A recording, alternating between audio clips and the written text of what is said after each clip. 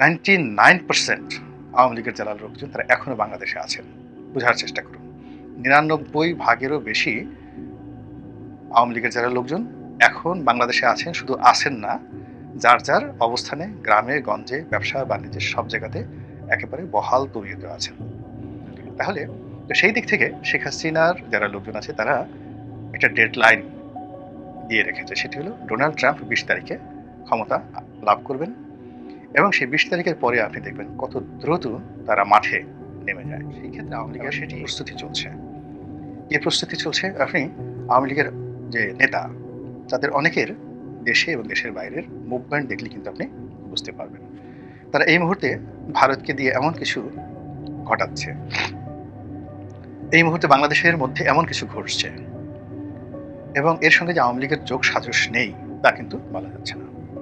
তার সঙ্গে সঙ্গে বর্তমান সরকারের যে ভুল এবং ভ্রান্তি এবং তাদের নানা কর্মকাণ্ডে ব্যবসায়ী সমাজের মধ্যে যে বিরূপ প্রতিক্রিয়া তৈরি হয়েছে, বড় বড় কর্পোরেট হাউসগুলো দরকার হলে তারা তাদের সর্বস্ব বিক্রি করে অতীতের সেই যে স্বর্ণালী দিন যখন তারা গণভবনে যেতেন, প্রধানমন্ত্রীকে তোষণ করতেন, সেই সুদিন ফিরিয়ে আনার জন্য এখন তারা যে অবস্থার মধ্যে পড়েছে, তারা দরকার হলে আত্মাহুতি দিতেও প্রস্তুত। অনেক ব্যবসা প্রতিষ্ঠান বন্ধ হয়ে গেছে, অনেকে বন্ধ হওয়ার মতো অবস্থায় পড়েছে, অনেকের দেশ বিদেশে সহায় সম্পত্তি নিয়ে যেভাবে টান দিয়েছে, তার জন্য তারা সবাই মিলে একটি মরণ কামড় দেবে এবং একটি যাকে বলা হয় আওয়ামী লীগকে পুনর্বাসন করার জন্য একটি প্রকল্প তারা বাস্তবায়ন করবে। এটা একেবারেই স্বাভাবিক এবং আমরা পাক ভারত উপমহাদেশ নয়, সারা দুনিয়ার ইতিহাসে দেখেছি যখন একটা বিপ্লব হয় সেখানে খুব অল্প সংখ্যক ক্ষেত্রে বিপ্লব পরিপূর্ণভাবে সফল হয়।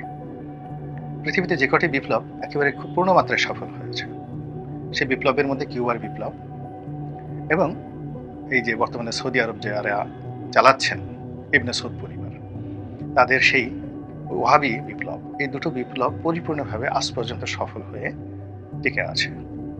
এর বাইরে অন্য যে বিপ্লবগুলো হয়েছে এর ৯৯% বিপ্লবই প্রতি বিপ্লব দ্বারা প্রতিহত হয়েছে, ভ্যানিশ হয়ে গেছে এবং বেশিরভাগ ক্ষেত্রে সাবেক রেজিম, মানে যাদের বিরুদ্ধে বিপ্লব হয়েছিল তারা আবার প্রকারান্তে ফিরে এসেছে।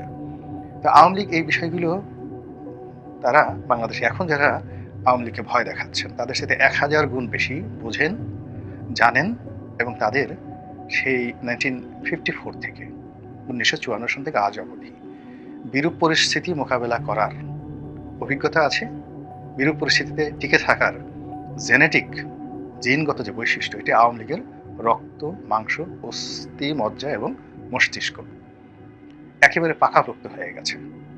কাজেই এই যে বর্তমান যে সমস্যাগুলো আমরা দেখছি, আওয়ামী লীগের লোকজন কিন্তু এই সময়ের মধ্যে সবকিছু তারা সামলে নিয়েছে। 99% আওয়ামী লীগের যারা লোকজন তারা এখনো বাংলাদেশে আছেন। বোঝার চেষ্টা করুন। ৯৯ ভাগেরও বেশি আওয়ামী লীগের যারা লোকজন এখন বাংলাদেশে আছেন, শুধু আছেন না, যার যার অবস্থানে গ্রামে গঞ্জে ব্যবসা বাণিজ্যে সব জায়গাতে একেবারে বহাল তবিয়তে আছেন। তাহলে যদি ৩৫ ভাগ লোক আওয়ামী লীগ করে, তার 1% আওয়ামী লীগকে আমরা যদি ধরি, ৯৯% আওয়ামী লীগ যার যার অবস্থানে আছে আর 1% আওয়ামী লীগ বাস্তুচ্যুত হয়েছে, এক গ্রাম থেকে অন্য গ্রামে, এক শহর থেকে অন্য শহরে, এক জেলা থেকে অন্য জেলায়, অথবা বাংলাদেশ থেকে অনেকে পালিয়ে গেছেন। অনলি 1%। আবার এই 1%-এর মধ্যে যদি আপনি এটাকে ১০০ করেন তাহলে দেখবেন যে ৯৯ জন লোক বাংলাদেশের মধ্যেই আছেন আর একজন মাত্র লোক সীমান্ত পাড়িতে ভারতে, লন্ডনে, আমেরিকাতে গিয়েছেন, খুব অল্প। তাহলে এই যে একটা শক্তি, এটি একটা জীবন্ত আগ্নেয়গিরি কিন্তু ঘুমন্ত।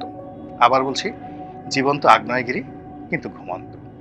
সেটাকে মোকাবেলা করার জন্য যে পরিকল্পনা দরকার, যে জনপ্রিয়তা দরকার, যে সাংগঠনিক শক্তি দরকার, যে শুভ কর্ম দরকার, এটি ডক্টর মোহাম্মদ ইউনূসের সরকার একেবারেই করতে পারছে না, বরং উল্টো করেছে। এর ফলে কি হলো, প্রশাসনের মধ্যেই আওয়ামী লীগের ভূত চেপে বসেছে এবং আওয়ামী লীগ সেই জিনিসগুলোকে তারা বিভিন্নভাবে বাজানোর চেষ্টা করেছে। কখনো সজীব ওয়াজদের জয়ের মুখ দিয়ে এক ধরনের কথা আসছে, কখনো শেখ হাসিনার একটা কল রেকর্ড ফাঁস হচ্ছে, কখনো বঙ্গবীর কাদের সিদ্দিকী একটা কথা বলছেন, কখনো সেই জনাব সোহেল তাজ শেখ হাসিনাকে গালাগাল দিচ্ছেন এবং আপনারা জানেন অনেক কিছুই রাজনীতিতে হয়। এই রাজনীতিতে যারা ক্ষমতায় থাকেন তারা টাকা দিয়ে প্রেস ক্লাবের সামনে অনেক লোককে দাঁড়িয়ে দেন যে আমাকে গালাগাল করো, অকথ্য ভাষায় অশ্লীল ভাষায় গালাগাল করো, এবং এটাই রাজনীতি।